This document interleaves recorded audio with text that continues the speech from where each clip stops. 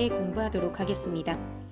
80일간의 세계 일주는 읽어본 적이 없는 친구들이라 하더라도 소설책 이름인 건 알고 있는 친구들 많을 거예요.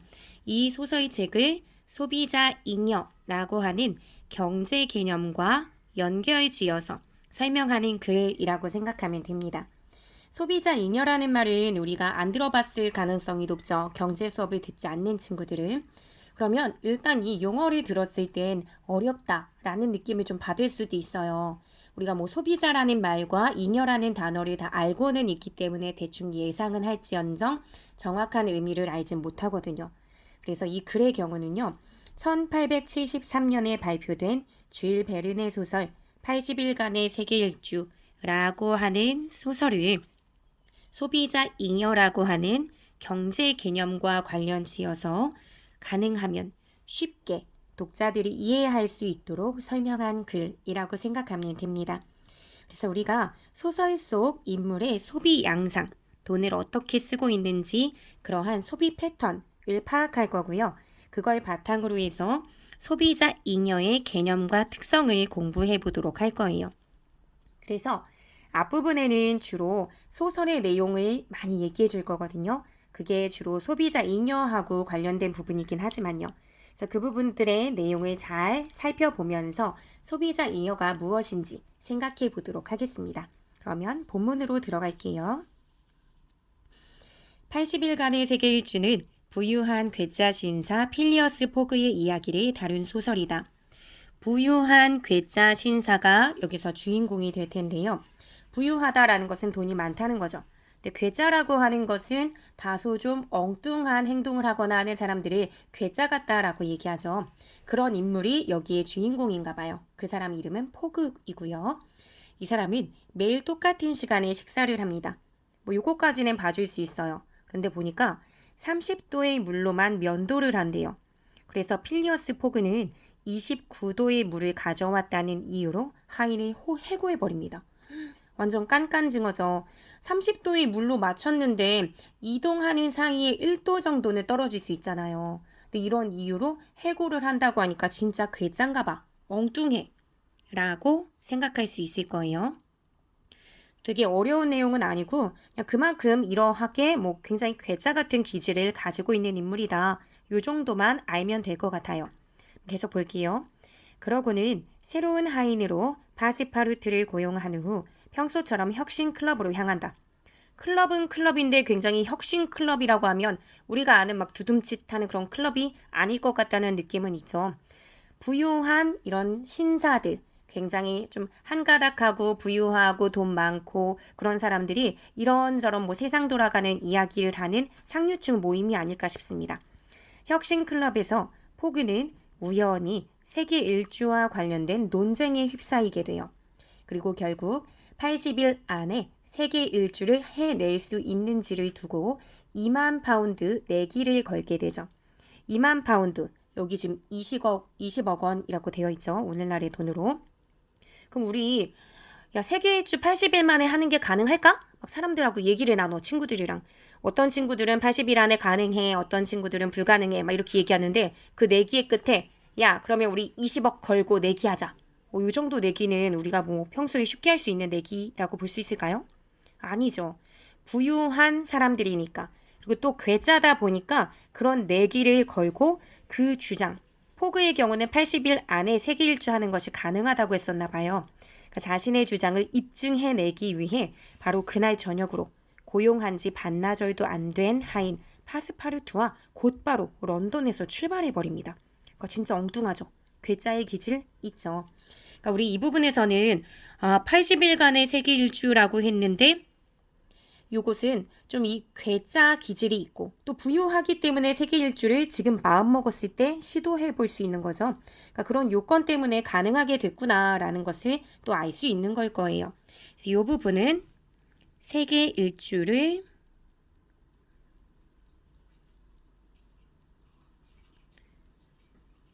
떠나게 된 계기가 나와 있는 부분이 된다라고 볼 수 있겠죠. 그러니까 내용이 굉장히 어려운 건 아니에요. 그냥 엉뚱한 부유한 괴짜 신사 포그가 이런 내기에 이기기 위해 세계 일주 시작했다. 이 얘기가 다죠. 뒷부분 단락도 사실 마찬가지예요.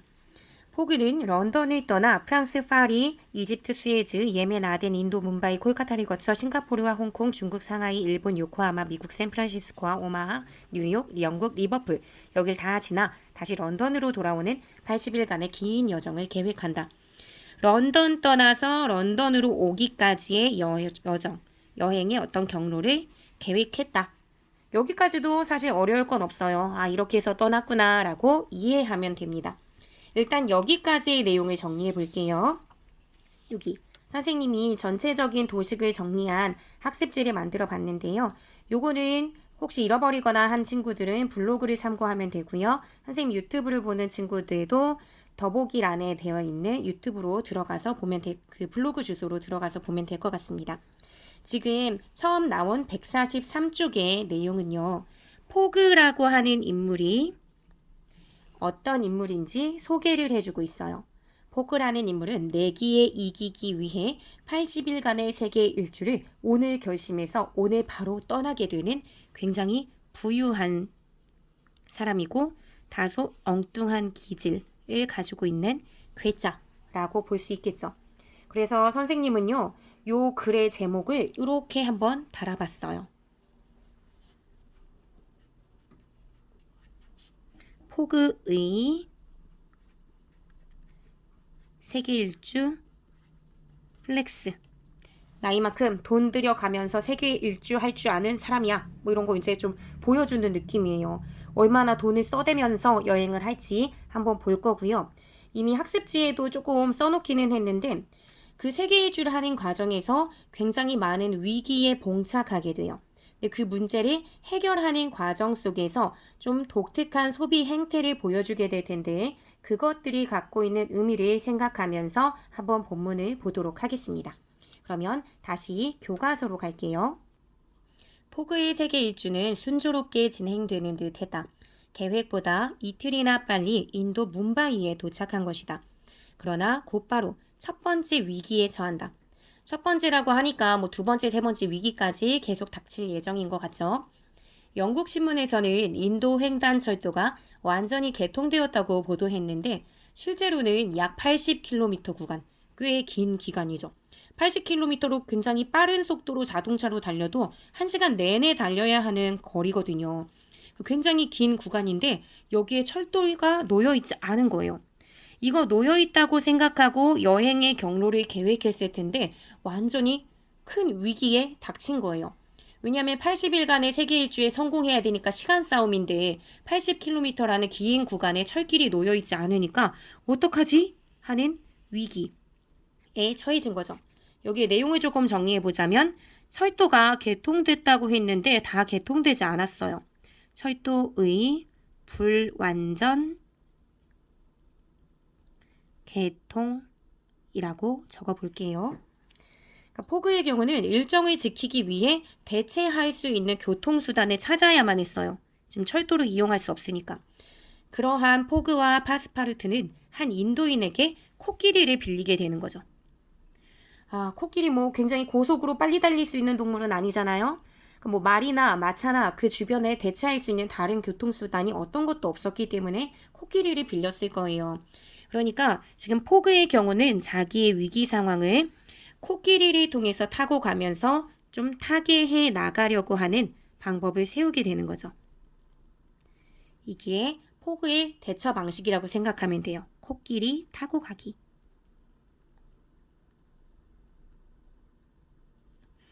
그런데 코끼리 주인은 시간당 40파운드라는 금액을 제시해도 꿈쩍도 하지 않았대요. 40파운드면 얼마일까요? 앞부분에서 이 포그가 내기로 걸었던 금액이 2만 파운드예요. 2만 파운드가 지금 현재 20억 원 정도라고 했으니까 빨리 계산해 보세요. 시간당 40파운드. 막 머리 돌아가죠? 시간당 40파운드라고 하면 400만 원 정도거든요.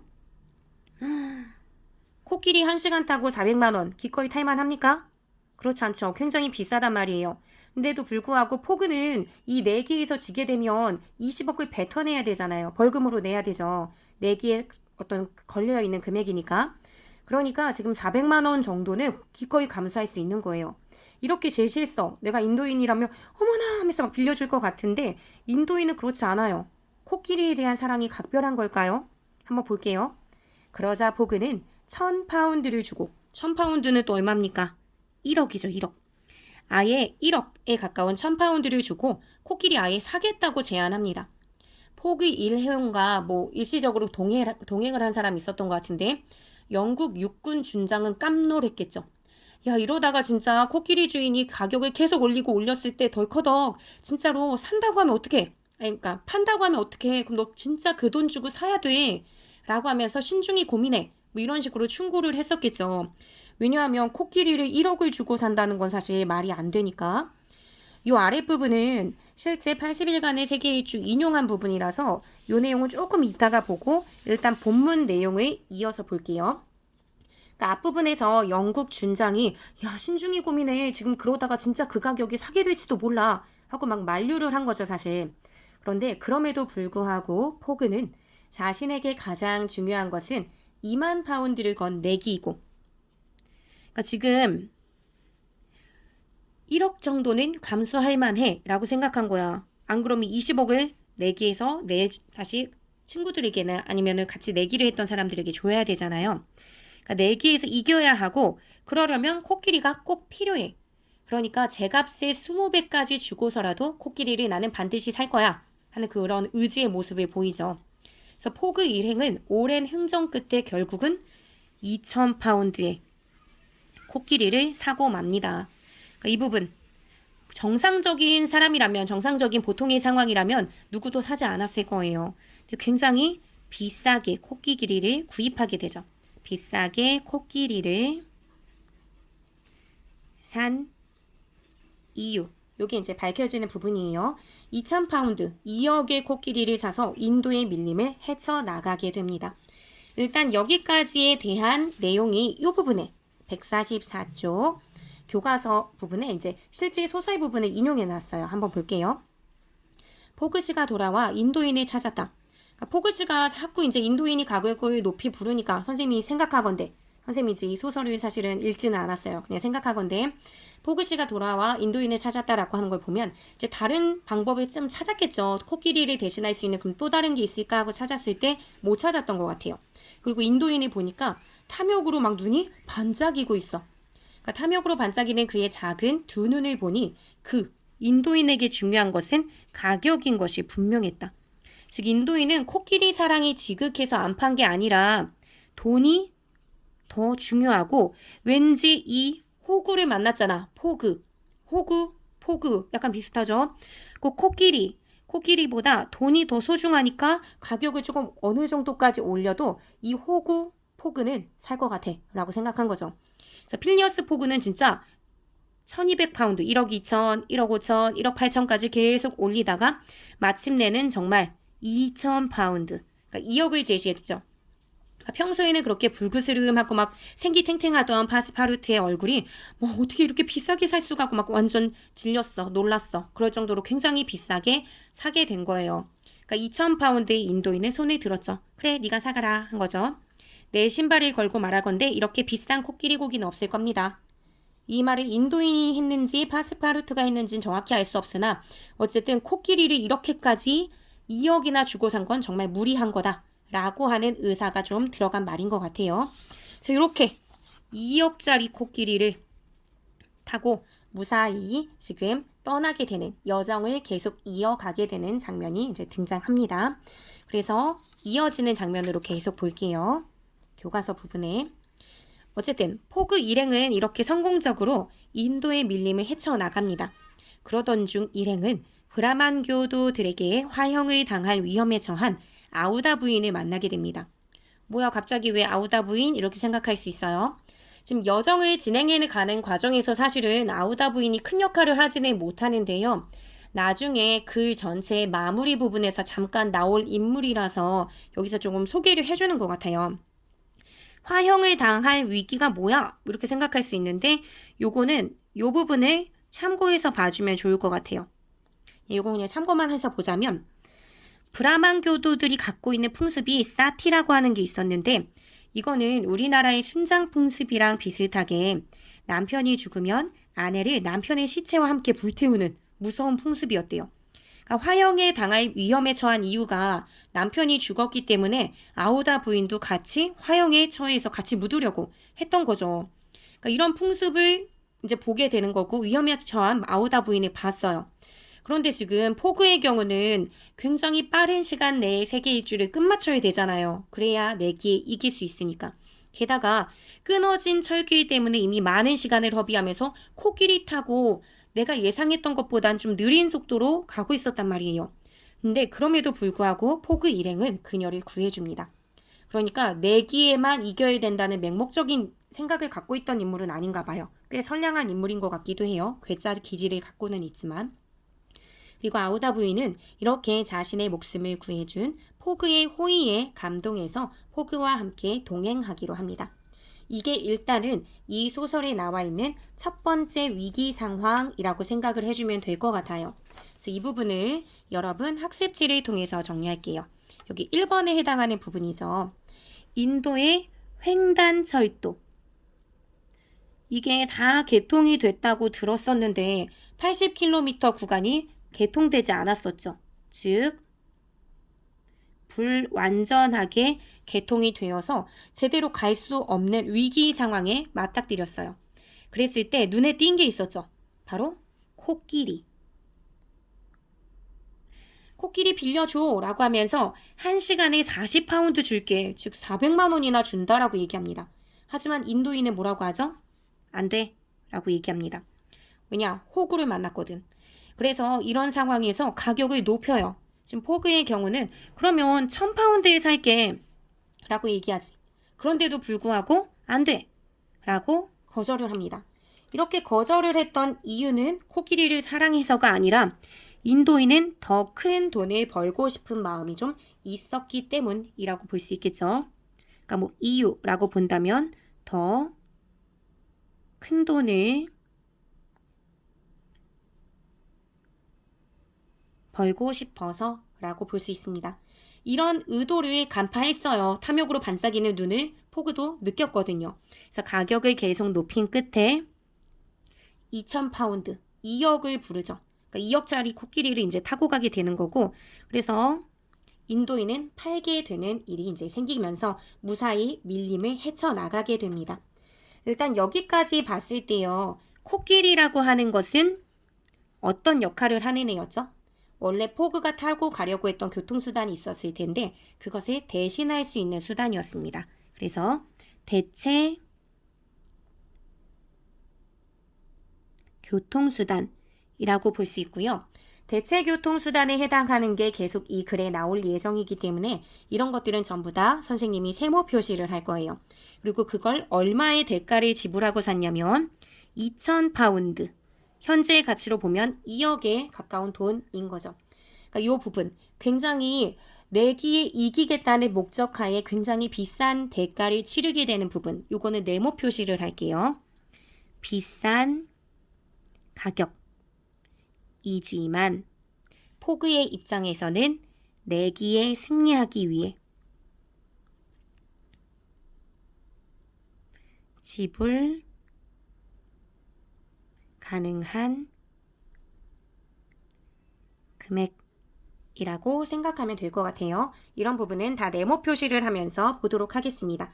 그러면 본문의 내용을 계속 살펴보도록 할게요. 포그 일행은 인도를 떠난 이후에도 갖가지 난관, 어려움에 부딪힙니다. 홍콩에 도착한 포그 일행은 일본 요코하마로 이동하여 태평양 횡단선, 태평양을 건너가는 배를 탈 계획이었지만 배를 놓치게 되죠. 태평양 횡단선을 탈 계획이었지만 배를 놓치게 된다. 이게 두 번째 위기라고 볼 수 있을 거예요. 이때 포그는 하루에 100파운드를 주는 조건으로 100파운드면 1000만 원이라고 보면 되겠죠. 100파운드를 주는 조건으로 수로 안내선을 빌려 상하이로 향합니다. 하루에 1000만 원이나 내고 배를 타는 거죠. 장난 아니죠. 그러니까 이 대처하는 방식, 이번에도 자기 나름대로 돈을 쓰게 돼요. 하루에 100파운드라는 거금을 주면서 수로 안내선이라고 하는 대체 교통수단을 이용하게 되는 거죠. 그래서 가까스로 태평양을 건너는 배에 올라탑니다. 이렇게 우여곡절 끝에 미국에 도착한 포그 일행은 대륙 횡단 열차를 타죠. 대륙을 이제 가로지르는 열차요. 그러던 도중 또 인디언의 공격을 받아요. 인디언의 공격을 받아 갈아타야 할 기차를 놓치죠. 이게 세 번째 위기라고 볼 수 있을 거예요. 그러자 어떻게 하냐면 썰매를 빌리고 썰매에 돛을 달아 개조하여 달린 끝에 결국 다른 열차로 갈아타는 데 성공하게 되죠. 위기를 극복해서 또 나름대로 대처하는 방식이 여기 또 나오죠. 대체 교통수단이 여기서 썰매라고 볼 수 있을 거예요.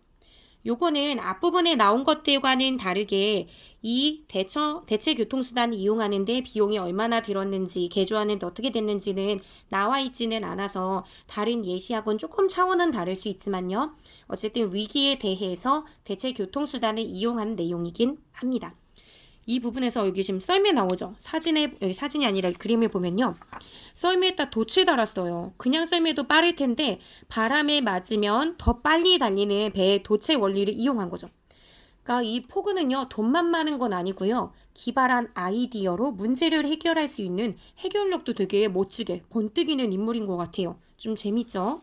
계속해서 보면 하지만 그런 노력에도 불구하고 45분 차이로 대서양 횡단 기선을 놓치고 만다. 또 위기에 처하게 됩니다. 이거는 위기 4라고 보면 될 것 같고요. 그때 포그는 항구를 둘러보다 프랑스 보르도까지 가는 화물선 앙리에타오를 발견합니다. 얘도 대체 교통수단의 냄새가 나죠? 이제 그런 내용이 이제 펼쳐질 거예요. 위기를 어떻게 해소해 나가는지 그것들을 한번 보도록 하겠습니다. 다음 페이지로 넘어갈게요. 앙리에타호의 선장은 태워달라는 포그 일행의 요구를 계속 거절하지만 1인당 2,000파운드, 1인당 2억을 준대. 치명적인 유혹적인 막 그런 말이에요. 지금 1인당 2,000파운드, 2억을 준다고 하면 지금 앙리에타호의 선장은 최소 얼마를 벌 수 있어요? 6억이죠. 지금 포그와 그 포그가 구한 여성과 포그의 하인까지 3명이잖아요. 그러니까 앙리에타호라고 하는 대체 교통수단을 1인당 2,000파운드를 제시하면서 타고 가게 돼요. 결국 승낙한다라고 했으니까 배를 탈 수 있게 된 거죠. 그러니까 이 대체 교통수단에 대해서 가격을 굉장히 많이 지불하고 있어요. 어쨌든 네 번째 대처 방식이 여기 또 나옵니다. 그래서 순탄하게 나름대로는 대서양을 항해하면서 막 타고 가고 있었는데 또다시 위기가 찾아와요. 대서양을 항해하던 도중 연료가 떨어져 버립니다. 다섯 번째 위기에 해당이 되죠. 배를 타고 가다가 바다 한가운데서 연료 떨어져서 뚝 멈춰버리면 사실 방법이 없잖아요. 거기서 뭐 다 같이 퐁당퐁당해서 헤엄을 치고 가기에도 굉장히 무리가 있고요. 근데 그런 와중에 포그는 어떻게 하냐면 만든 지 20년 된 굉장히 오래된 거죠.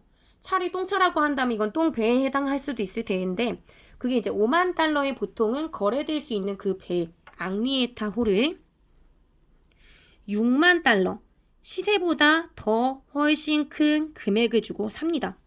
뭐야 바보 아니야?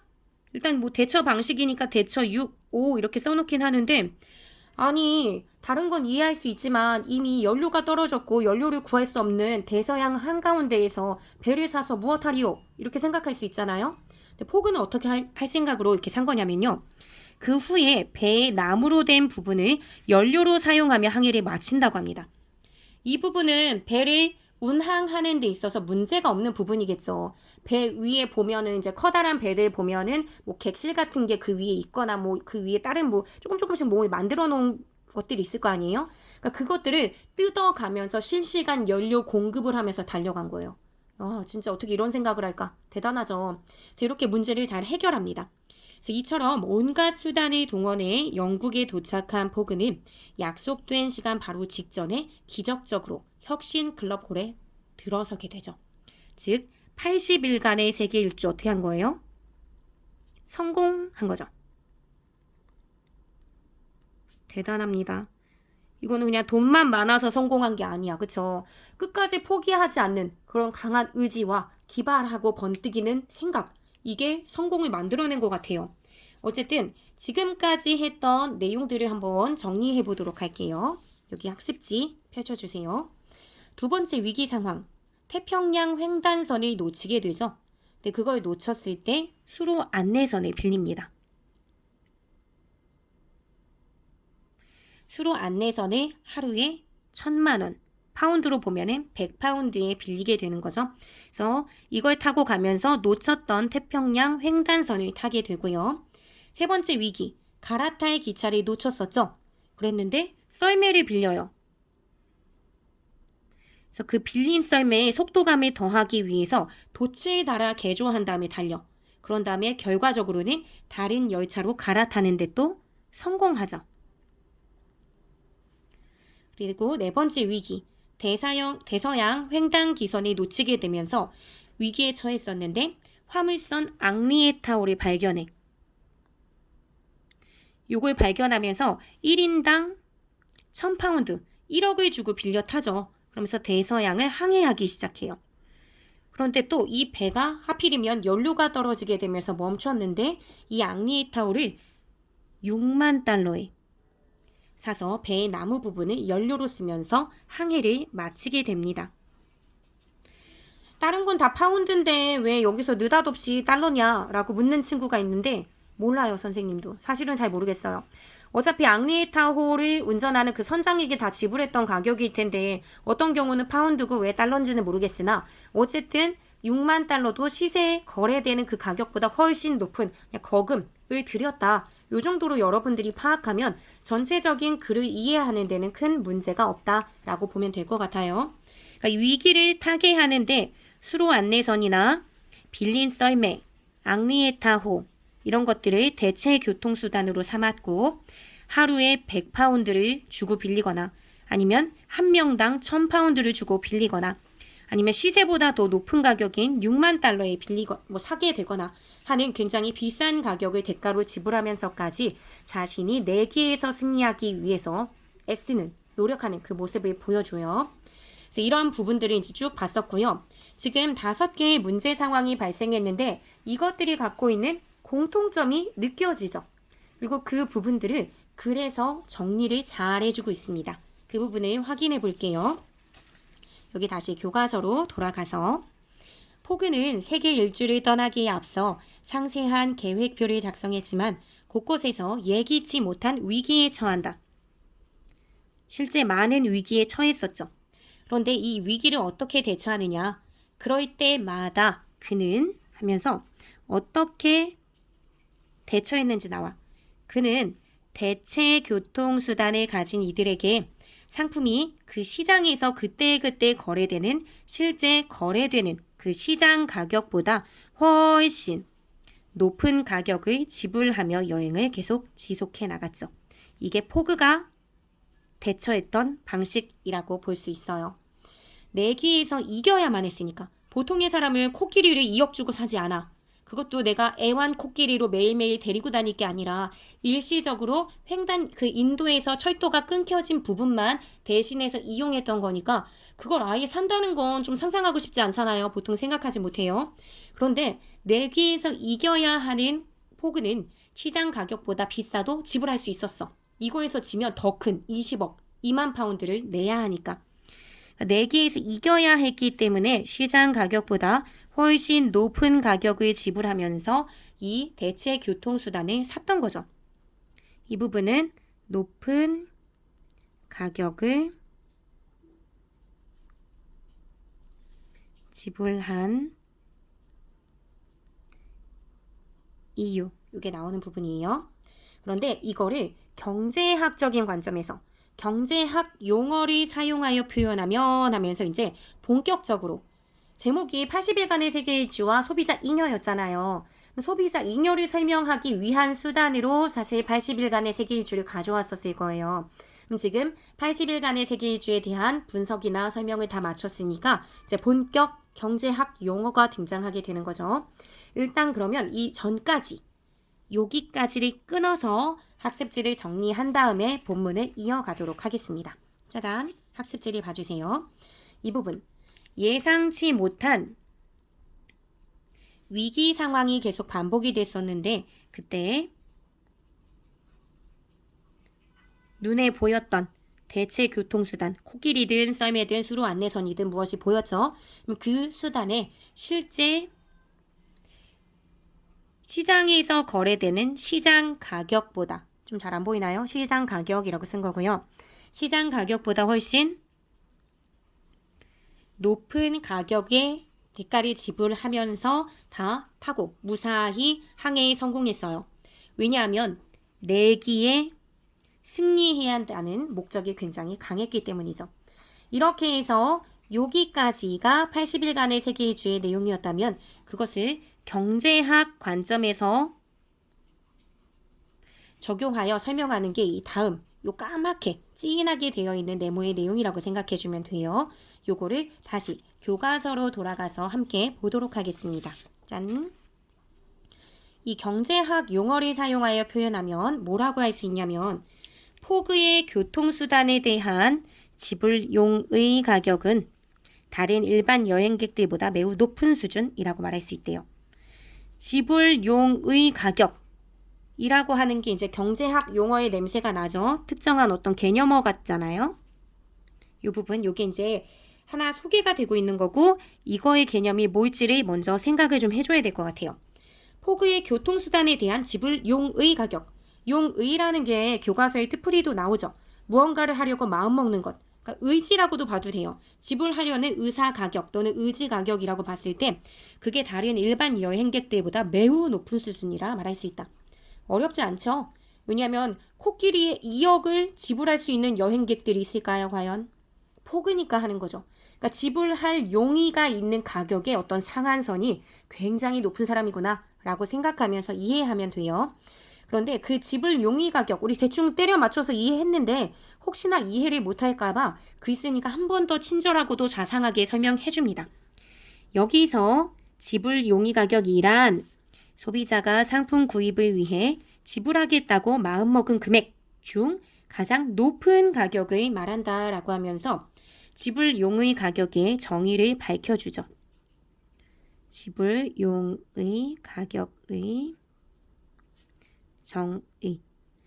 우리가 어떤 물건을 살 건데 거기에 지불하겠다고 마음먹은 가격이 있어. 이렇게 말고요. 마음먹은 금액이 있는데 그 금액 중에서도 가장 높은 상한선, 최고가라고 생각을 해주면 돼요. 그게 이제 지불용의 가격이라고 생각을 해주면 되는 거죠. 그래서 여기서 그러면은 여러분들이 약간 눈치가 빠른 사람들은 생각해 볼 수 있는 게 하나 있어요. 포그는 지불용의 가격이, 교통수단에 대한 지불용의 가격이 높아. 그런데 포그가 아닌 다른 일반 여행객은 지불용의 가격이 낮아. 즉, 지불용의 가격이라고 하는 경제학적인 개념은 소비자가 누구냐에 따라서 각각 다를 수 있다. 라는 이야기도 이해할 수 있으면 좋을 것 같은데 그걸 이해하지 못해도 상관은 없어요. 뒤에서 가르쳐 줄 거거든요. 일단은 여기까지만 간략하게 보면요. 여기 교통수단에 대한 포그의 지불용의는 교통수단에 대한 다른 일반 여행객의 지불용의보다 크다라는 걸 얘기해주고 있고요. 거기에서 이제 지불용의라고 하는 개념을 소개해줬죠. 소비자가 상품 구입을 위해 지불하고자 결심한 금액 중 가장 높은, 즉 최고 금액이라고 볼 수 있는 거죠. 그리고 이 금액은 소비자에 따라서 다르다라는 것까지 눈치채면 좋고 아니어도 상관없어요. 뒤에서 얘기해 줄 거거든요. 뒤에서 어떤 용어를 사용해서 얘기할 거냐면 천차만별, 1000명마다 차이가 있고 만명마다 다 변별이 될 만큼 다르다라는 거죠. 뒤에 나올 거라서 그냥 미리 한번 적어봤어요. 그러면 다시 본문으로 갈게요. 위기 상황에서 포그는 과감하게 높은 가격을 제시하여 문제를 해결했지만 그가 항상 높은 가격을 지불했던 것은 아니다. 일정의 차질이 없을 때는 앞서서 5개의 위기 상황을 보여줬죠. 5개의 위기 상황은 전부 다 일정의 차질이 있을 때잖아. 그런데 여기서 이제 만약에 그런 경우가 아닌데도 굳이 코끼리를 막 2억에 사고 타는 그런 뭐 행동을 할 필요는 없는 거고. 그리고 막 배도 1인당 막 1억 막 이런 식으로 돈 주고 2억 이렇게 주고 빌릴 필요가 없는 거잖아요. 그래서 다른 여행객들과 같은 가격을 내고 교통수단을 이용하게 됩니다. 포그의 경우는 지불 용이 가격이 높은 사람이잖아요. 굉장히 높은 사람인데 다른 여행객들과 같은 가격을 낸다고 했으니까 이건 포그가 생각할 때는 낮은 가격이라고 봐도 될 거예요. 즉 포그는 굉장히 높은 지불 용이 가격을 가지고 있음에도 불구하고 남들과 같은 가격을 지불하게 되는 거예요. 굉장히 높은 지불 용이 가격. 나 더 낼 수 있는데. 난 1,000만 원까지도 낼 수 있는데 남들과 똑같이 별다른 일정의 차질이 없었으니까 기차 요금을 그냥 만 원만 내게 됐어. 그럼 왠지 느낌상 뭐 한 것 같아? 돈 번 것 같아. 조금 이익을 본 것 같아. 라고 생각할 수 있겠죠. 근데 그 경우를 뭐라고 하냐면 큰 소비자 잉여를 누린 것이라고 얘기한대요. 그럼 여기서 드디어 어떤 용어가 등장하게 됐냐면 소비자 잉여라는 용어가 등장했죠. 우리 제목이 80일간의 세계 일주와 소비자 잉여였잖아요. 소비자 잉여가 뭘지를 여기에서 이제 우리가 잘 이해해야겠다라고 생각하면 좋아요. 그러니까 지금 보면은 굉장히 높은 지불 용이 가격을 가지고 있는데 이거는 소비자 잉여를 가지기 위한 그것도 큰 소비자 잉여를 가지기 위한 나름의 조건일 것 같아요. 지불 용이 가격이 굉장히 높은데도 불구하고 남들과 같이 낮은 가격을 지불해서 사게 되면 소비자 잉여가 커지나 보다 라고까지는 여기서 조금 짐작해주고 내용을 봐주면 좋을 것 같아요. 일단 여기까지 봤을 때 소비자 잉여라는 용어가 소개됐는데 그 부분과 관련해서 학습지의 내용을 정리해 보도록 할게요. 일단 포그라고 하는 인물은 지불 용의가 그러니까 교통수단에 대한 지불 용의가 굉장히 높은 사람이었어요. 이 포그의 경우는 그래서 일정의 문제가 있을 때 그 이전에 여러 가지 위기 상황이 처했을 때는 다른 여행객들보다 높은 가격을 지불하고 교통수단을 이용했죠. 근데 만약에 일정의 문제가 없는 경우에는 굳이 돈을 많이 내지 않고 다른 여행객들과 같은 또는 동일한 가격을 지불하고 교통수단을 이용합니다. 근데 방금 교과서에서 나온 얘기를 봤을 때 다른 여행객들과 같은 가격을 지불하게 되면 지불 용의 자체가 굉장히 높음. 나 원래 돈 많이 낼 수 있는 사람이었기 때문에 소비자 잉여라는 것은 우리가 잉여로운 하루 하면 굉장히 남아도는 것 같고 여유로운 거잖아요. 그러니까 남는 것. 그러니까 포그는 소비자로서 남아도는 게 많아지게 된다라는 거예요. 돈 많이 쓸 수 있었는데 적은 돈만 들였으니까 이익을 본 것 같은 그런 느낌이 있잖아. 그러면 이 본문에서는 직접적으로 얘기해주지 않았지만 앞부분에 5번의 위기를 거치게 되면서 일정의 차질이 있었고 다른 여행객들보다 높은 가격을 지불했기 때문에 지불 용의도 높은데 그 지불 용의만큼 높은 가격을 지불했어요. 그러면 남는 게 별로 없겠구나라고 추론할 수 있겠죠.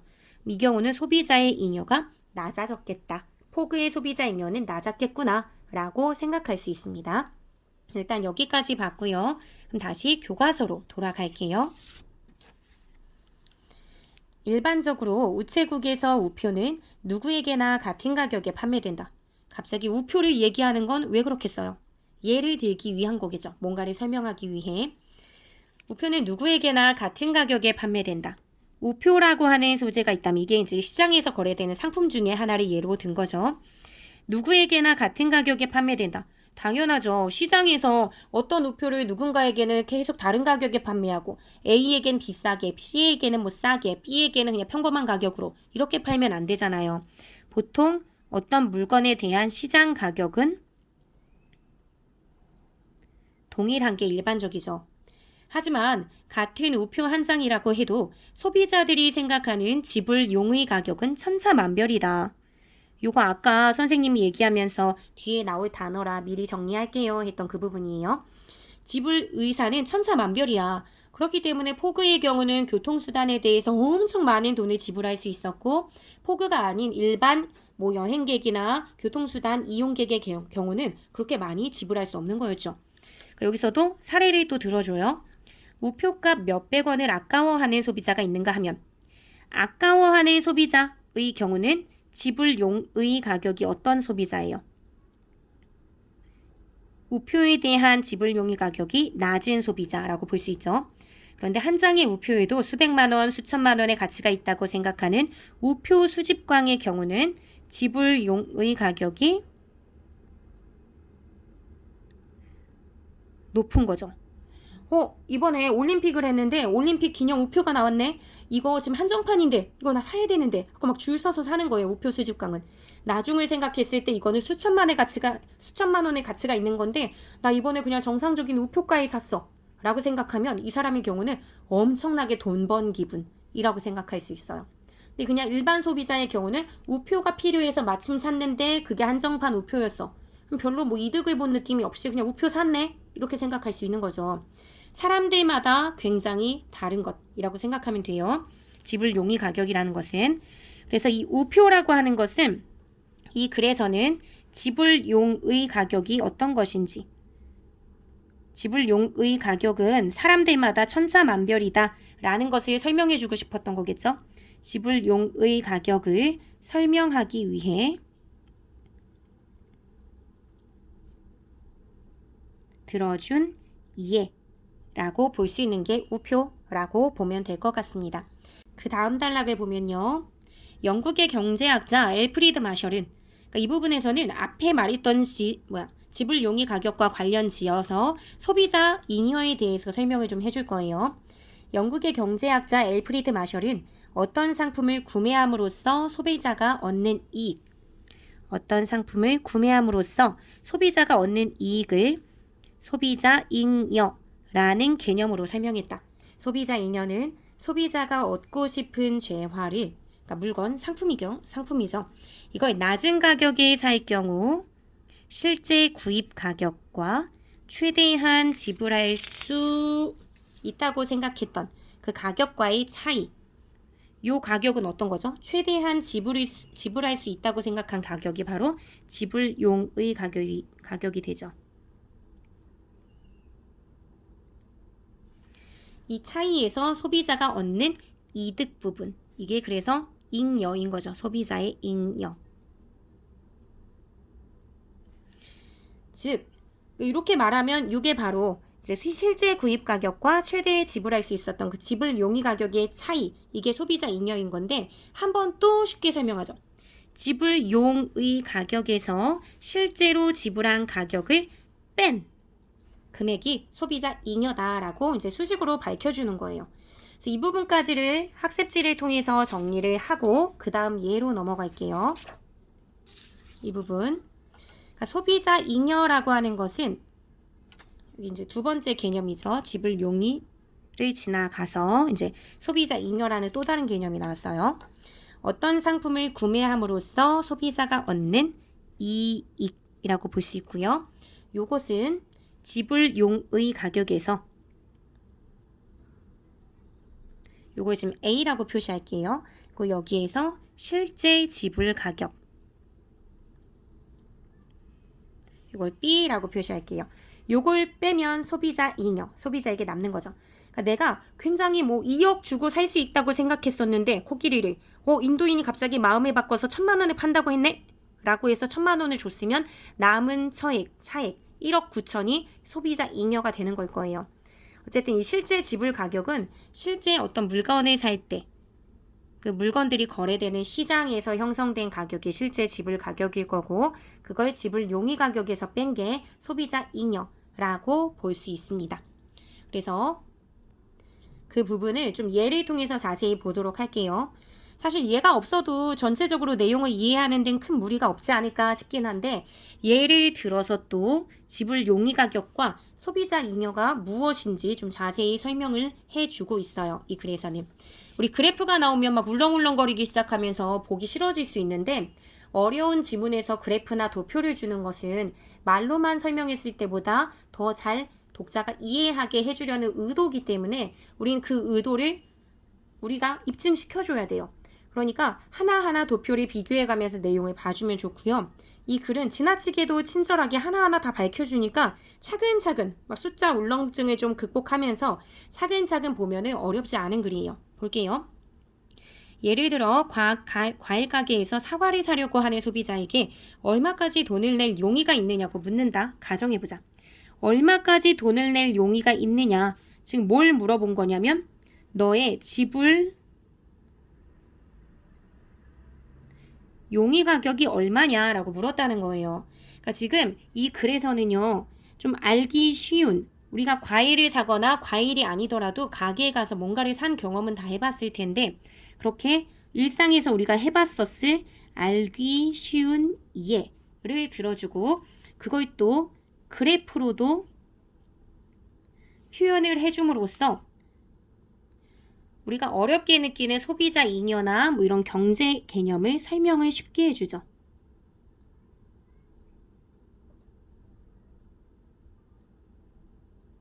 독자의 뭐 궁금증이나 뭐 이런 것들을 좀 해소시켜주고 좀 자세히 알게 해주려는 그런 의도가 강하게 있는 것 같아요. 어쨌든 볼게요. A 소비자는 1,500원까지 지불할 수 있다고 마음속으로 생각해. 즉 지불 용의 가격이 1,500원인 거죠. 지불 용의 가격 A 소비자는 1,500원이네. 눈으로 확인하면 돼요. 그 B 소비자는 1,000원까지 낼 수 있대. 즉 B 소비자는 지불 용의 가격이 1,000원이네 라고 생각하는 거죠. 즉 A와 B의 소비자의 지불 용의 가격은 각각 1,500원과 1,000원이다. 우리 이미 대충 계산했는데 또 한 번 정리해 줬어요. 그런데 상인이 사과의 가격이 한 개에 500원이라고 얘기해요. 즉 이 500원은 시장 가격이겠죠. 그러면 아까 지불 용의 가격에서 이 실제 거래되는 가격을 뺀 게 소비자 잉여라고 했으니까 500원에 지금 실제 거래되잖아요. 그럼 각각에서 빼야겠지. A 소비자의 경우는 1,500원에서 500원 뺀 요 부분이 소비자 잉여가 될 거고 B 소비자의 경우는 1,000원에서 500원으로 이제 판매를 했으니까 그 가격을 뺀 요만큼이 소비자 잉여에 해당이 될 거예요. 우리 요 부분까지 이미 그냥 읽으면서 알았었을 것 같은데 또 설명해줘요. A 소비자는 1,000원에 해당하는 만큼의 이득을 얻게 되고 B 소비자는 500원에 해당하는 만큼의 이득을 얻게 된다. 왜냐하면 A 소비자는 사과 한 개를 사 먹기 위해 1,500원까지 낼 용의가 있었는데 즉 지불 용의가 1,500원이었는데 실제로는 500원만 썼어. B 소비자는 지불 용의 가격, 돈을 낼 용의가 1,000원까지 있었는데 실제로 500원만 지불했기 때문이다. 이때 각각 1,000원과 500원의 덤을 경제이론에서는 소비자 잉여라고 말하며 맞아 우리 이해했던 대로 설명해주네 맞네 라고 이제 이해하면서 보면 돼요. A와 B 소비자 중 소비자 잉여가 큰 A 소비자가 시장을 이용하여 좀 더 많은 혜택을 보았다고 할 수 있다. A와 B 소비자 중 소비자 잉여가 큰 A 소비자 잉여가 크다는 건 소비자로서 이득을 많이 봤다는 거니까 당연히 A 소비자가 시장을 이용하여 좀 더 많은 혜택, 이득을 보았다고 말할 수 있다. 아 맞아 그렇겠네 라고 생각하고 읽으면 되겠죠? 이러한 정의에 의하면 포그와 같이 높은 지불 용의 가격을 가진 사람은 시장을 이용함으로써 큰 소비자 잉여를 누린다라고 볼 수 있다. 즉 소비자 잉여가 커지기 위해서는 높은 지불 용의 가격을 가져야 되고 이게 지금 첫 번째 조건, 소비자 잉여가 커지는 첫 번째 조건. 그리고 시장을 이용해야 하는구나 라고 볼 수 있죠. 이게 두 번째 조건이죠. 포그의 경우는요. 지불 용의 가격이 남달랐어. 정말 높았어. 그럼에도 불구하고 5번의 위기 상황을 극복하는 과정에서는 소비자 잉여가 컸다라고 볼 수 있을까요? 아니겠죠. 지불 용의가 높은 만큼 어마어마하게 무서운 가격을 지불하고 대체교통수단을 이용했거든요. 근데 그 위기에 놓였던 상황은 정상적인 시장 거래가 이루어지는 상황이라고는 볼 수 없잖아요. 인도인의 경우는 지금 만약에 포그가 옆에 말이 있었어. 그러면은 코끼리는 거들떠보지도 않을 거란 말이에요. 근데 다른 교통수단 없이 딱 코끼리 하나 보였고 그 코끼리를 가진 사람이 마침 인도인이었어요. 즉 독점 시장 같은 거죠. 내가 유일하게 대체교통수단을 독점하고 있었기 때문에 마음대로 가격을 높여 불러도 포그는 살 수밖에 없었던 거죠. 그러니까 그건 정상적인 거래가 아니었어. 즉 시장을 이용한 게 아니에요. 포그가 경험했던 위험한 또는 뭐 위기, 문제 상황 이런 것들은 정상적인 시장이 아니었기 때문에 포그는 잉여를 누릴 수 없었던 거죠. 그러면 이제 반대의 경우로 소비자 잉여가 발생하지 않는 경우 또 한번 살펴볼게요. 소비자 잉여가 발생하지 않는 조건은 첫 번째로 상품의 공급자가 모든 소비자의 지불 용의 가격을 정확히 알고 이 가격에 맞춰 상품 가격을 달리 책정하는 경우 소비자 잉여가 발생하지 않을 것이라고 봅니다. 일단 여기 표시를 해주면 소비자 잉여가 발생하지 않을 첫 번째 조건 1.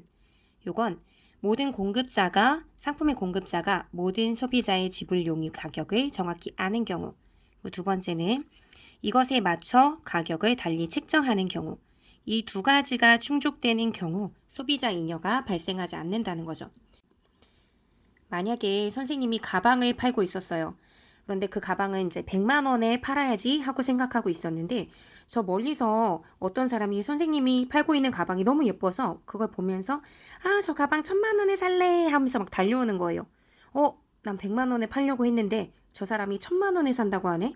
그러면 갑자기 100만 원에 팔고 싶지 않아지겠죠. 막 900만 원이나 950이나 최고로는 1000만 원까지 선생님이 부를 수도 있어요. 그런데 어떤 사람이 동일한 가방을 보면서 막 달려오면서 아, 나 저 가방 200만 원 넘으면 안 사 하면서 막 달려오는 걸 본 거예요. 그러면 선생님이 그 사람에게는 300만 원, 400만 원 이렇게 부르지 않겠죠. 어차피 100만 원 정도에 팔려고 했으니까 200만 원이라고 부르는 소비자가 있다면 뭐 150, 180 정도의 가격에 부르게 될 거예요. 이렇게 되면 그 각각의 소비자들은 즉 1000만 원의 지불 용의 가격이 있었던 소비자와 200만 원의 지불 용의 가격이 있던 소비자들은 소비자 잉여를 얻을 수 있었을까요? 그렇지 않겠죠. 그들의 지불 용의 가격에 굉장히 근접한 가격으로 선생님이 제품을 팔았기 때문에 잉여가 발생하지 않습니다. 즉, 아주 만약에 상품의 공급자가 모든 소비자의 지불 용의 가격을 정확히 알고 거기에 맞춰서 상품 가격을 책정해 버린다면 소비자들은 이익이 발생하지 않죠. 하지만 이것은 현실적으로 매우 어렵습니다. 각각 소비자들이 갖고 있는 지불 용의 가격이 그래서 말한 것처럼 천차만별이 될 텐데 그걸 모두 다 알 수는 없잖아요. 독심술을 쓸 수는 없으니까. 게다가 만약에 그 불가능한 일이 가능해서 모든 소비자들의 지불 용의 가격을 안다고 가정하더라도 그때 선생님이 다 가격을 다르게 팔아. 나중에 소비자들이 알면 기분이 나쁘겠죠. 근데 그것도 이제 풀어서 설명을 해줘요. 예를 들어 라고 하면서. 예를 들어 어떤 극장에서 같은 등급의 좌석 요금을 지불 용의 가격에 따라 같은 등급의 좌석 요금을 지불 용의 가격에 따라 다르게 책정한다면 즉 이 경우는 동일 상품을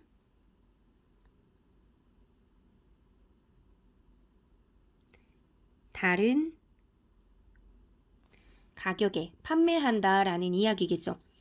그러니까 어떤 사람은 나는 문화적인 어떤 행동에 뭐 한 3만 원 정도는 소비할 수 있어 라고 생각한 사람이 있을 거고요. 영화에 대한 가치를 높이 평가해서 어떤 사람은 5천 원 정도까지는 쓰지만 그 이후 더 넘어가는 가격은 비싸 라고 했다고 어떤 사람에게 3만 원에 관람을 하게 하고 어떤 사람은 5천 원에 관람을 하게 하면 아무리 나는 영화에 대한 가치를 높이 평가했어도 나한테만 3만 원에 받게 된다 라는 사실을 알게 된다면 뭐야 내가 호구야? 뭐 이런 생각에 화가 날 수 있겠죠. 즉 관람객들은 강하게 반발하게 되면서 그 극장 이제 다시는 안 가 라고 생각하겠죠. 그러면서 다른 극장을 이용하게 되는 결과가 벌어집니다. 그러니까 이런 문제가 생기기 때문에 정상적인 경쟁이 잘 이루어지는 시장 내에서는 이런 행동을 하지 않죠. 동일한 상품을 다른 가격에 파는 일이 없죠. 그러니까 기업이 어떤 상품을 독점해서 판매하는 경우가 아니라면 즉 그냥 경쟁이 자유롭게 이루어지는 일반 시장이라면 즉 경쟁 시장을 이야기하는 거죠. 그렇다면 품질이 같은 상품은 소비자들에게 다 같은 가격에 판매될 수밖에 없어요. 그게 당연하죠. 우리가 물건을 사러 갔는데 그 물건에는 1,000원일 수도 있고 2,000원일 수도 있고 3,000원일 수도 있어. 이런 식으로 가격표가 다르게 붙어 있지 않단 말이에요. 즉 동일한 상품은 같은 가격에 판매되는 거죠. 근데 이거는 경쟁이 원활하게 잘 이루어지는 시장에서는 이렇게 될 겁니다.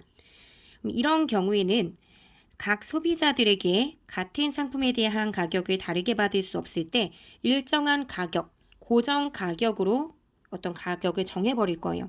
그럼 자연스럽게 어떤 이들은 지불 용의 가격이 높은 사람들이 생길 테니까 그런 사람들의 경우는 소비자 잉여가 발생되고 이 소비자 잉여를 얻게 되겠죠. 그럼 이런 경우에 경쟁적 시장은 소비자에게는 이익을 남겨주니까 효율적 시장이라고 볼 수 있는 겁니다. 즉 경쟁 시장은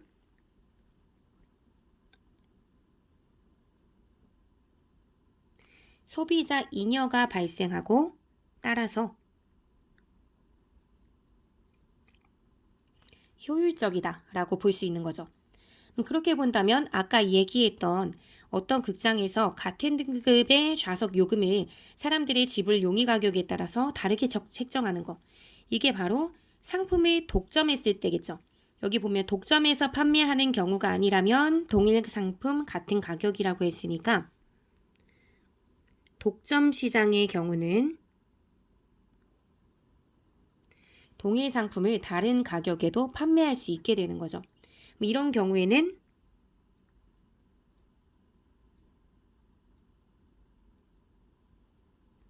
소비자 잉여가 발생하지 않을 거예요. 여기 지금 이거 지워줘야죠. 소비자 잉여가 발생하지 않는다라고 보면 됩니다. 그럼 여기까지의 내용을 학습지를 통해서 정리해 볼게요. 이 부분. 요 방금 봤던 부분은 어떻게 하면 소비자 잉여가 커지고 어떤 경우에는 소비자 잉여가 발생하지 않는지 그 조건에 대해서 소개해 주었습니다. 일단 소비자 잉여가 커지는 경우에는 A, 즉 지불 용의 가격이 큰 소비자가 시장을 이용해서 거래하는 경우 여기에 이제 해당이 되는 거겠죠. 소비자 잉여가 발생하지 않는 조건은 공급자가 모든 소비자들이 갖고 있는 개별적인 지불 용의 가격을 알고 그 가격에 맞춰 상품 가격을 각각 다르게, 즉 달리 책정하는 경우에는 소비자 잉여가 발생하지 않는다라고 했죠. 즉 동일한 상품은 이 동일한 상품을 다른 가격에 판매하는 경우입니다. 그런데 이렇게 되면 이게 사실은 뭐 가능하지도 않겠지만 이렇게 되면 소비자가 반발할 수 있겠죠. 막 분노한단 말이에요. 그렇기 때문에 독점이 아닌 일반 시장, 즉 경쟁이 활성화되어 있는 시장에서는 동일 상품의 경우 동일 가격에 판매할 수밖에 없습니다. 즉 일반적인 시장, 경쟁이 잘 이루어지는 시장에서는 뭐가 발생할 수밖에 없을까요? 소비자 잉여가 발생할 수밖에 없겠죠. 따라서 경쟁적 시장은 소비자에게 효율적 시장이다 라고 이야기하는 것입니다. 그럼 우리가 80일간의 세계 일주를 통해 이 소비자 잉여를 살펴봤잖아요. 그 내용에 적용해서 잘 보자면 일반적인 경쟁 시장의 구조가 아니라 독점의 어떤 구조 속에서 소비의 행위가 이루어진 장면이 있었어요. 포그가 코끼리를 몇 억에, 2억에 빌려서도 아니고 2억에 구입해서 샀던 그런 일화가 나왔었죠. 그런 게 가능했었던 게 뭘까요? 우리 보통 코끼리를 2억에 구입해서 막 애완 코끼리로 사용하진 않잖아요. 그러니까 여기서 독점이라고 하는 그런 체제를 잘 이용했던 게 거기에 나왔던 인도인이라고 볼 수 있어요. 만약에 포그 옆에 코끼리 옆에 말이나 마차나 다른 운송수단이나 대체 교통수단이 충분히 더 있었다면 인도인이 갖고 있는 코끼리를 굳이 2억에 구입하진 않았을 거예요. 굉장히 속도가 있는 교통수단은 아니잖아요. 그런데 이 코끼리밖에 보이지 않았었던 거죠. 그리고 인도인도 알아. 지금 포그에게 호구의 냄새가 났죠. 포그의 경우는 지금 이 코끼리를 타지 않으면 무사히 어떤 일정을 소화할 수 없기 때문에 이 코끼리를 얼마를 주고라도 살려고 하는 의지를 막 보이고 있었단 말이에요. 즉 포그가 지니고 있는 지불 용의 가격을 알고 있었던 거예요. 인도인의 경우는. 그래서 이 가격을 알고 가격을 책정한 거죠.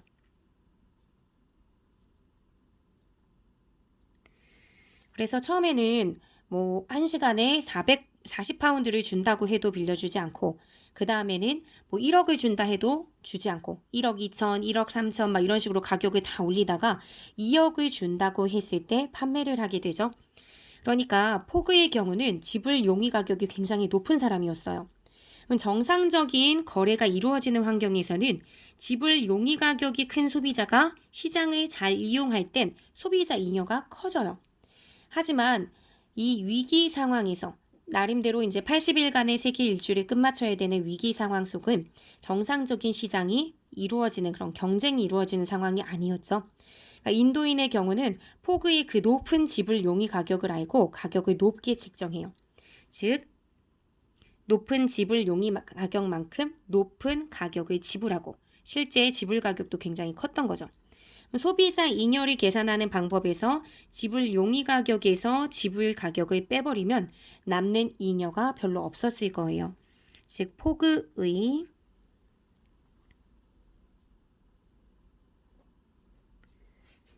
소비자 잉여가 굉장히 적었겠다라는 것을 알 수 있습니다. 이렇게 해서 지금 학습지 내용을 정리했고요. 다시 교과서 부분으로 갈게요. 교과서 마지막 페이지 148쪽입니다. 여기서는 80일간의 세계 일주를 이제 분석하고 그 다음에 경제학 관점에서 적용을 했었다면 다시 80일간의 세계 일주로 돌아가서 설명을 합니다. 포그는 2만 파운드의 상금을 염두에 두고 배포 있게 높은 지불 용의 가격을 부름으로써 매 순간 위기를 극복했다라고 하죠. 포그에게 2만 파운드의 상금, 즉 이건 상금이자 나중에 내기를 승리하지 못하면 낼 수 있는 벌금이기도 했어요. 그러니까 이 돈을 넘어서지 않는 한 대체 교통수단의 비용을 지불할 용의가 있었겠죠. 그러니까 이 2만 파운드의 상금은 포그의 총 지불 용의 가격이라고 봐도 될 거예요. 그렇기 때문에 다른 사람들보다도 훨씬 높은 비용으로 어떤 대체 교통수단에 대한 지불을 할 수 있었던 거죠. 그래서 매 순간 위기를 극복했고 마침내 80일 만에 세계 일주를 할 수 있게 되었습니다. 그래서 포그는 상금으로 2만 파운드를 받게 됐죠. 그런데 여행 중에 이미 19,000파운드를 썼대요. 그리고 나머지 1,000파운드는 하인 파스파르투도 주고 자신의 은행 강도로 오해하여 여행을 방해했던 픽스 형사에게도 찔러줬나 봐요. 그러니까 그렇게 줬기 때문에 그럼 총 지불 용의 가격에서 실제 지출 가격인 19,000파운드와 1,000파운드를 빼야 돼요. 그럼 얼마가 남죠? 실제로 얻은 금전적 소득, 즉 뭐예요? 소비자 잉여에 해당이 되겠죠. 소비자 잉여는 얼마였던 거예요? 빵이죠, 빵. 아무것도 없게 된 거예요. 그러면 경제적인 관점에서는 아무것도 남는 게 없다라고 볼 수 있어요. 그렇기 때문에 혹자는 어떤 이는 포그가 세계 일주를 하면서 얻은 것이 하나도 없다라고 말할 것이다. 왜냐하면 소비자 잉여가 빵이니까 아무것도 없으니까. 그러나 포그는 세계 일주에 도전하지 않았다면 누리지 못했을 체험을 수없이 했어요. 그쵸? 우리가 언제 80km의 굉장히 긴 거리를 코끼리를 타고 달려볼 것이며 썰매에 돛을 달아서 막 스릴을 즐기는 체험을 어떻게 해볼 것이며 그리고 대서양 한가운데서 멈춰섰을 때 배의 나무 부분을 뜯어서 실시간으로 막 연료를 공급하면서 무사히 항해에 성공하는 체험. 누구도 사실은 해보기 어려운 체험이죠. 그거를 했다는 것, 이것도 굉장히 값진 거예요. 그래서 값을 매길 수 없는 소중한 이익을 얻었다라고 얘기하죠. 그리고 런던으로 돌아와 아우다 부인과 결혼 약속까지 하게 됩니다. 즉 세계 일주를 통해 그동안 세계 일주가 아니었다면 누리지 못했을 다양한 체험을 한다든지 아우다 부인과 결혼 약속을 한다든지 이런 것들 이게 여행을 통해서 포그가 얻게 된 거죠. 그러니까 경제적인 측면에서 금전적으로 손에 만져지는 돈은 아니지만 정신적인 차원에서 보자면 어떤 삶의 가치 측면에서 보자면 충분히 이익이라고 할 수 있는 부분이에요. 평생 내가 함께할 사람을 만난다는 것도 엄청난 어떤 이익이라고 볼 수 있는 거잖아요. 그래서 소설의 작가 쥘 베르는 그러니까 80일간의 세계 일주를 쓴 이 작가가 소설의 마지막에서 뭐라고 얘기하냐면 사람들은 이보다 더 작은 것을 위해서라도 세계 일주를 하지 않을까? 즉 누군가 결혼 약속을 하게 되거나 평생을 함께할 반려자를 만나는 그 엄청난 것이 아니라 좀 작은 것을 위해서라도 사람들은 세계 일주를 하지 않을까? 즉 그러니까 세계 일주는 언제든 떠남직해, 떠날만해 라는 이야기겠죠. 우리가 그냥 세계 일주 굉장히 거창하지 않게 그냥 뭔가는 얻어낼 수 있겠지 하는 막연한 생각으로 할 수도 있는 거고요. 세계의 다양한 기념 우표나 기념 화폐를 난 다 모아볼 거야 하는 그런 목표로 할 수도 있는 거고, SNS에 그냥 세계 곳곳에 다녔던 그런 사진들을 한번 올려보고 싶어 하는 목적일 수도 있죠. 그런 목적들은 어떻게 보면 평생 내가 함께할 짝꿍을 만나는 것보다는 사소한 걸 수도 있잖아요. 그런데도 불구하고 사람들은 세계 일주를 떠난단 말이에요. 그러니까 어떻게 보면 별것 아닌 것을 위해서도 세계 일주를 떠나는 거죠. 세계 일주를 하게 되면 어마어마한 금전적인 돈이 소비되겠죠. 그럼에도 불구하고 우리가 가는 건 금전적인 이득을 바라는 것이 아니라 그 여행을 통해서 돈으로는 환산될 수 없는 무언가, 가치가 있는 이득, 소득 이런 것들이 있을 거라고 생각하고 가는 것이겠다라고 보는 거예요. 그래서 포그처럼 평생을 함께할 동반자를 만나는 만큼의 가치를 얻지 못한다 하더라도 우리는 여행을 떠난다. 요 말과 쥘 베른이 했던 말 굉장히 비슷하죠. 굉장히 사소하고 별것 아닌 것을 위해서, 즉 평생을 함께할 동반자를 만나는 만큼의 가치가 아니더라도 세계 일주, 여행을 떠난다는 거죠. 그러니까 우리는 금전적인 이득만이 아니라 삶에서 얻어낼 수 있는 가치를 위해서 여행을 떠난다 라고 얘기하고 있어요. 그게 쥘 베른의 관점하고 동일하기 때문에 이렇게 작은 따옴표를 해서 옮기고 있습니다. 그리고 나름의 소비자 잉여를 얻고 돌아올 것이다 하면서 이 글이 마무리가 되고 있죠. 그러면 우리는 뭔가 평생을 함께할 사람을 만나든 그것보다 좀 작은 가치를 얻게 되든 그런 가치를 얻기 위해서 여행을 떠나고 그런 가치를 얻고 돌아온다라는 얘기겠죠. 마지막에서 말하고 있는 소비자 잉여는 그동안 이 글을 쓴 사람이 쭉 이야기했던 경제적인 측면에서 지불 용의 가격에서 실제 지불 가격을 뺀 그 경제적으로 환산되는 그 개념은 아닐 거예요. 이 부분은 좀 정신적인 또는 삶의 가치 측면을 이야기하는 거겠죠. 즉, 경제적으로 따질 수 없는 이익이라고 볼 수 있어요. 그러면 뭔가 굉장히 경제적인 그런 개념에 대해서 이야기하는 것 같은데 갑자기 여기서는 왜 경제적으로 따질 수 없는 이익을 이야기할까? 라고 생각했을 때 이 글을 쓴 사람의 어떤 이 글이 수록됐었던 책 제목을 한번 보면 좀 더 생각하기 쉬울 거예요. 경제학자의 인문학 서재라고 했잖아요. 이 사람은 경제학자예요. 그래서 뭔가 수치로 환산되는 그런 것에 대해서 빠릿빠릿하게 계산할 수 있는 사람이겠죠. 그리고 평생 그런 것을 연구했을 거예요. 소비자 잉여라는 것을 경제적으로 환산하면서 연구했을 텐데 그러다 보니까 불현듯 어떤 깨달음도 있었겠죠. 소비자 잉여라는 것은 이러이러한 것인데 보니까 삶에도 연결될 수 있어. 여행을 하든 어떤 체험을 하든 거기서는 금전적으로 환산은 되지 않지만 뭔가 그 속에서 이익을 우리는 얻을 수 있을 거고 그것도 소비자 잉여라고 할 수 있지 않을까? 라고 하면서 경제적인 측면을 인문학 차원에서 연결하면서 약간 감성 돋는 그런 부분으로 마무리를 지었던 것 같아요. 그래서 어쨌든 포인트는 경제적인 측면이겠지만 그것이 삶과도 연결되는 지점에 대해서 나름대로의 어떤 좀 생각을 하면서 좀 따뜻하게 또는 감성적으로 마무리를 하고 있는 것 같습니다. 이렇게 해서 교과서 부분은 다 마무리가 됐고요. 학습지 마지막으로 정리하고 끝내는 걸로 할게요. 경제학 관점에서 80일간의 세계 일주를 다시 한번 보는 부분, 이게 마지막 부분이었죠. 포그는 세계 일주를 하면서 자기가 책정한 총 지불 용의 가격이 있었어요.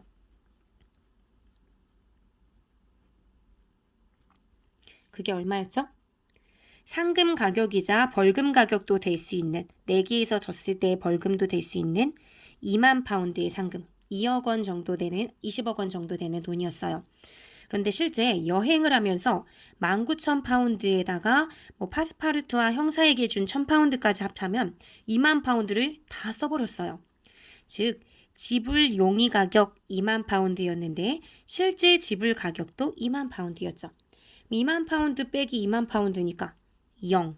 아무것도 남지 않는 거죠. 즉 소비자 잉여가 0이란 말이야? 그럼 경제학적 관점에서 보면은 정말 고생은 고생대로 하고 남은 게 없는 장사 이렇게 볼 수도 있거든요.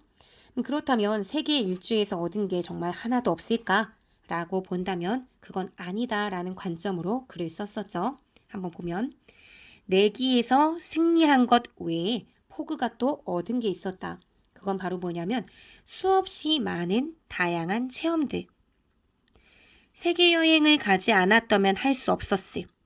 이 체험들 속에서 정말 위기 상황이 아니라면 자기가 이렇게 좀 만들어내기 어려웠었던 기발한 지혜들을 막 발휘했죠. 아마 이 이후의 포그의 삶은 좀 자신감이 넘치고 어떤 위험한 상황에서도 내가 할 수 있다는 그런 생각, 이런 것들이 가득하게 될 거예요. 이건 어디서도 얻을 수 없는 소득이죠. 게다가 아우다 부인을 만나게 되면서 그녀와 결혼 약속을 하게 됩니다. 평생 나와 함께 할 수 있는 그런 존재를 만나게 된 거죠. 즉, 이런 여행 속에서 뭘 얻게 된 거예요? 소비자 잉여를 얻고 들어온 거죠. 근데 여기서의 소비자 잉여는 좀 정신적인 차원에서의 소비자 잉여라고 볼 수 있어요. 경제적으로 따질 수는 없지만 분명히 이익임에 분명한 것을 얻고 돌아온 거죠. 그러면 우리 이 글에서는 전반부에서 이 글 전체적으로 소비자 잉여라는 말을 계속 등장시키고 설명을 했었는데 그동안 계속 등장했던 소비자 잉여와 글의 마지막 부분에서 나오는 소비자 잉여가 있어요. 이 두 개는 같은 것이라 볼 수 있을까요? 그렇지 않겠죠. 앞부분에 나왔던 소비자 잉여는 경제적 측면에서 계산될 수 있는 잉여였다면 이 마지막 부분에서의 소비자 잉여는 좀 정신적 차원, 삶의 가치 측면에서의 소비자 잉여라고 볼 수 있습니다. 그럼 완벽하게 또 다른 거라고는 볼 수 있을까요? 그렇지는 않죠. 뭔가를 내가 했을 때 얻어지는 이익이라는 점은 동일합니다. 이 후반부에 있는 소비자 잉여의 경우는 내가 어떤 삶에서 무언가를 얻기 위해서 충분히 지불할 수 있는 내 노력이라든지 열정이라든지 이런 거였을 거고 그에 따라서 실제 어떤 노력을 기울였겠죠. 그랬을 때 얻어지는 배움, 즉 다양한 체험들을 얻거나 아우다 부인과 결혼 약속을 하거나 하면서 어떤 삶에서 이익을 얻게 되고 뭔가 남는 것이 있었잖아요. 그것이 돈이 아닐 뿐이지. 그렇다는 측면, 뭔가를 이익과 같은 것을 얻었다라는 측면에서는 거의 동일할 것 같습니다. 이렇게 해서 전체 글을 다 마무리 지었고요. 여러분이 한 번 더 글을 읽고 이 학습지 부분을 쭉 훑어보면서 내용을 정리해보면 전체 내용을 이해하는 데 도움이 되지 않을까 싶습니다. 모두 수고하셨습니다.